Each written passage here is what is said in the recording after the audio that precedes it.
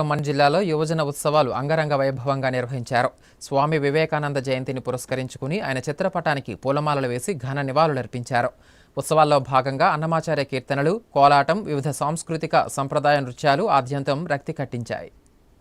ఉల్లాసంగా ఉత్సాహంగా యువజన ఉత్సవాల కార్యక్రమాలు ఘనంగా జరిగాయి. యువత ఉత్తేజంతో కళా సాంస్కృతిక ప్రదర్శనలు ఆద్యంతం ఉర్రూతలూగించాయి. పార్వతీపురం మన్యం జిల్లా కేంద్రంలో లయన్స్ క్లబ్ లో యువజనుల శాఖ ఆధ్వర్యంలో స్వామి వివేకానంద జయంతి పురస్కరించుకుని యువజనోత్సవాలు ఘనంగా జరిగాయి. సబ్ కలెక్టర్ అశుతోష్ శ్రీవాస్తవ ముఖ్య అతిథిగా పాల్గొన్నారు. స్వామి వివేకానంద చిత్రపటానికి పూలమాలలు వేసి ఘన నివాళులర్పించారు. జ్యోతి ప్రజ్వలన చేసి కార్యక్రమాన్ని ప్రారంభించారు. ఈ సందర్భంగా ఆయన మాట్లాడుతూ అతి తక్కువ వయసులో పేదల చదువు కోసం విశేషంగా కృషి చేసిన మహనీయ వ్యక్తి స్వామి వివేకానంద అని కొనియాడారు. యువత తమలోని సామర్థ్యాన్ని శక్తిగా మలుచుకోవాలని, నైపుణ్యాన్ని వెలుగులోకి తీసుకురావాలని సూచించారు. తమ సృజనను వికాసం వైపు నడిపించాలని అన్నారు. ఆరోగ్యం మహాభాగ్యమని, యువత డ్రగ్స్, మాదక ద్రవ్యాలు వంటి వాటిన బారిన పడవద్దని, బంగారు భవిష్యత్తు నాశనం చేసుకోవద్దని హితవు పలికారు. అనంతరం కావ్యశ్రీ నృత్య కళాశాల బాలికల స్వాగత గీత నృత్యం, నమశివాయ గీతానికి నాట్యం, చింతమానుగుగూడ ఆదివాసీ కల్చరల్ టీం ఆధ్వర్యంలో బాలికల థింసా బృంద నృత్యం, పార్వతీపురం యనమల నందన జానపద తప్పిడిగుళ్ళు, గాయత్రి ఆలపించిన అన్నమాచార్య కీర్తన,